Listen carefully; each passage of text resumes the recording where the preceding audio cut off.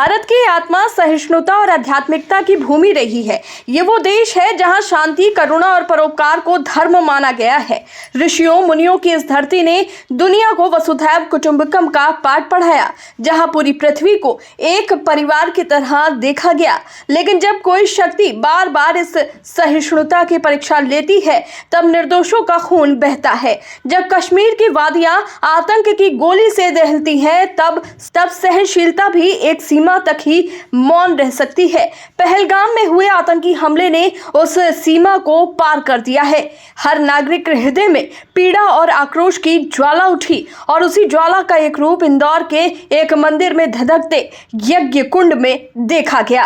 पंचकुइया स्थित इस मंदिर में महामंडलेश्वर संतों और पंडितों ने जिस महायज्ञ का आयोजन किया, वो केवल एक धार्मिक क्रिया नहीं थी। ये उस जनाक्रोश का आध्यात्मिक प्रकटन था जो अब पाकिस्तान के निरंतर आतंकी रवैये से फूट पड़ा है।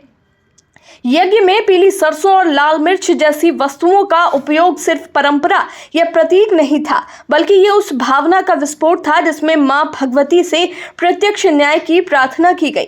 ऐसा विश्वास व्यक्त किया गया कि जैसे देवी ने राक्षसों का संहार किया था, वैसे ही पाकिस्तान रूपी इस राक्षसी प्रवृत्ति का विनाश भी अब अवश्यम भावी है। इस यज्ञ में ब्राह्मणों, संत समाज और अनेक पुजारियों ने भाग लिया।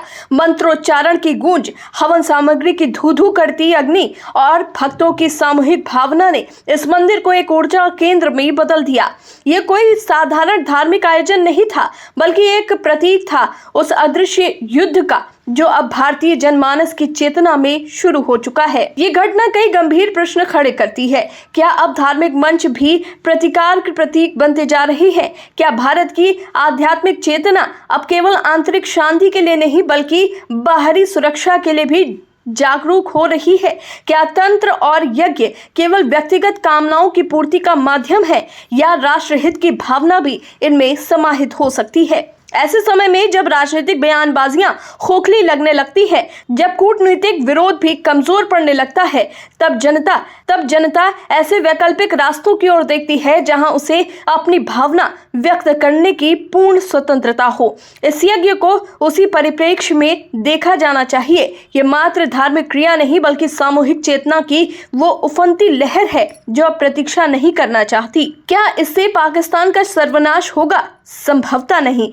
पर यह यज्ञ उस मनोवैज्ञानिक युद्ध की शुरुआत है जिसमें भारत अपने पारंपरिक साधनों से भी जवाब देने को तैयार है। ये चेतना का युद्ध है, ये भावनाओं की प्रतिक्रिया है, और ये उस युग का आरंभ है जिसमें भारत हर दिशा से राजनीतिक, कूटनीतिक, सैन्य और आध्यात्मिक अपनी संप्रभुता की रक्षा करेगा।